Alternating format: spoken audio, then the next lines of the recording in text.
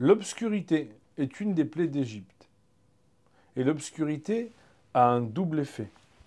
C'est le Rav Luzzatto, le Ramchal, dans son livre Mesilat Yesharim, qui nous l'enseigne. Le premier effet, c'est que dans l'obscurité, on peut ne rien voir du tout. C'est l'obscurité qui immobilise. Mais l'obscurité peut avoir aussi un deuxième effet, un effet de confusion. On pourrait appeler ça un effet brouillard, où on n'arrive plus à voir clair.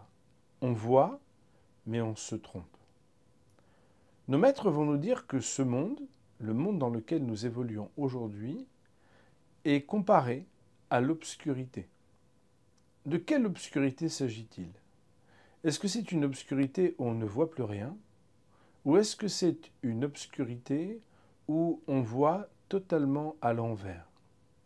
Eh bien, on pourrait se dire que dans un monde où la mobilité et le mobile est au centre de nos interactions, puisqu'on n'a jamais été autant en contact et à transférer des informations ou des affaires d'un endroit à l'autre, nous restons néanmoins dans un monde confus.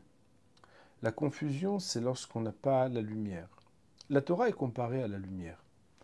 La lumière nous éclaire et elle fait en sorte que même si l'obscurité est encore pour d'autres, ceux qui ont comment s'éclairer sont capables, même dans un monde qui est obscur, de trouver leur chemin.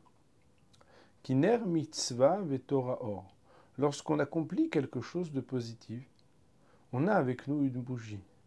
Lorsqu'on étudie la vérité, on est en contact avec la lumière elle-même. Que ce soit pour nous-mêmes ou pour d'autres, la manière avec laquelle nous nous préoccupons de chercher la lumière pour éclairer nos vies, c'est une manière de sortir de cette plaie de l'obscurité et de l'obscurantisme pour arriver très bientôt à la lumière de l'avènement du Messie. Shabbat Shalom.